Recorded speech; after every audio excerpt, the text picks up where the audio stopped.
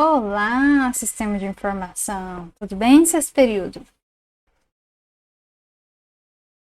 É destinado a estrutura de dados. Como assim estrutura de dados, professora? A gente está falando de árvore, de heap, de fila, é isso? Tô conseguindo escrever, gente. Árvore, fila, pilha. É isso que a gente vai ver aqui agora?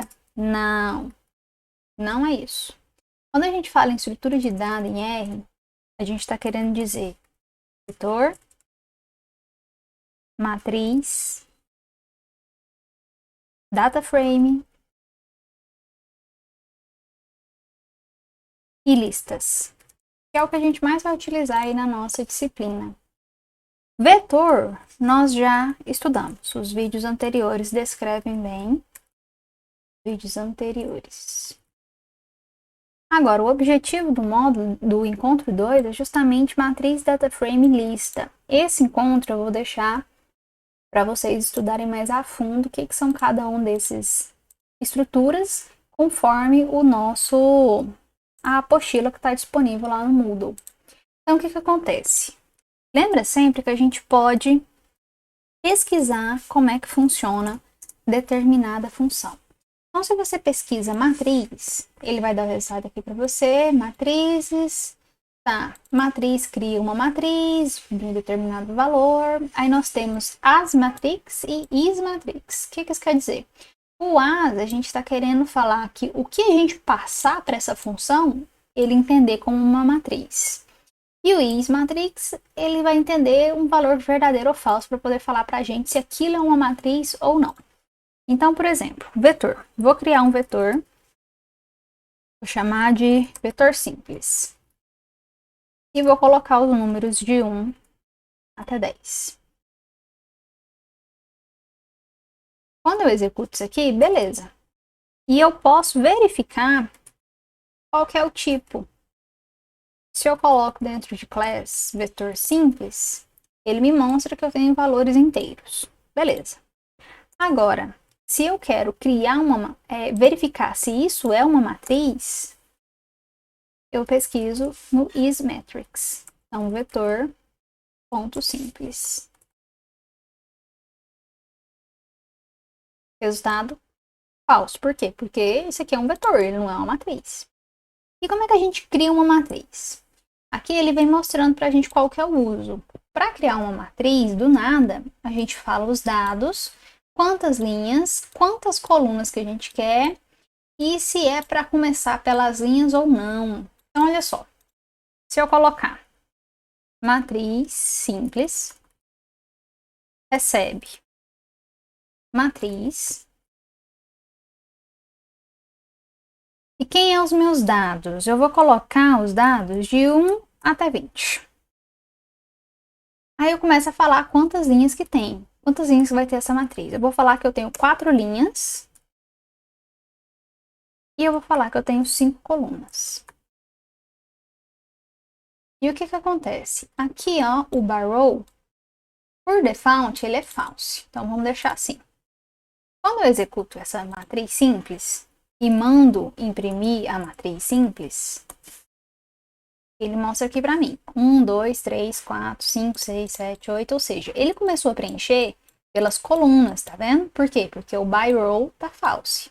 Então, preencheu 1, 2, 3, 4. Preencheu a primeira coluna, depois preencheu a segunda, terceira, quarta e quinta.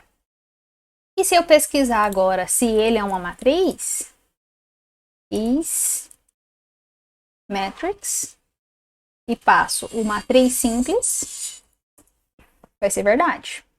Agora, se eu coloco class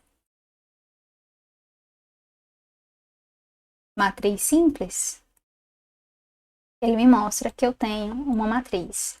Ó, digitei esses dois comandos aqui, mas eu digitei direto aqui no nosso terminal. Eu quero deixar aqui no código. Como é que eu faço mesmo? Vem aqui em História, seleciona os comandos que a gente quer, clica em Shift e eu seleciono os dois. E coloca aqui, ó, to source. Ele vai copiar para cá.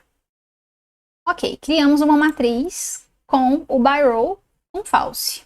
Vamos testar colocar o by row true. Vamos adicionar esse argumento aqui. By row, true. Quando eu executo agora e tento ver, olha só, ele começou a preencher pelas linhas.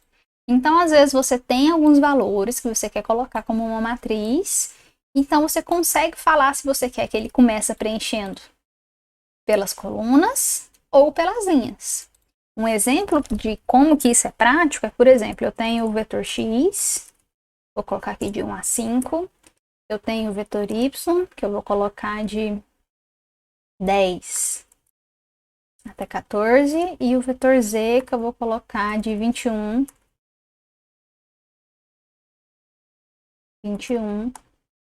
até 25. Ok. X, Y, Z. E aí eu quero fazer uma matriz disso. Então, vou colocar aqui M, X, Y, Z. E quero juntar esses três em uma matriz. Como que eu posso fazer? Primeira coisa, vamos usar a função matriz, né? Vou colocar a matriz e vou juntar os três vetores por meio do C. Então, vou colocar X, Y e Z. Quantas linhas que eu quero? Eu quero que cada um fique em uma coluna. Então, quantidade de linhas são 5 e quantidade de colunas são 3.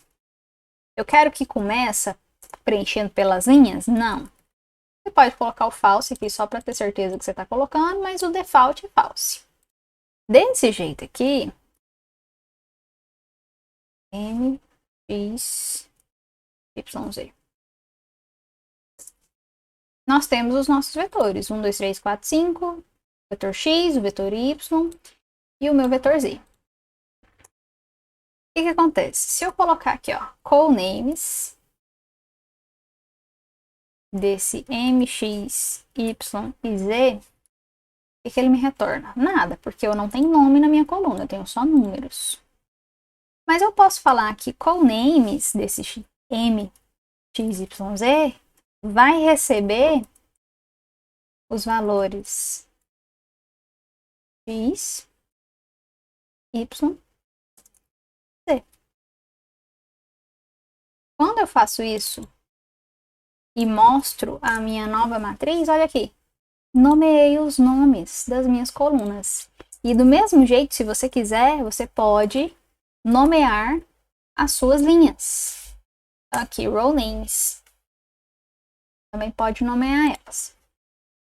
Isso aqui é uma das formas da gente colocar x, y, z em uma matriz, certo?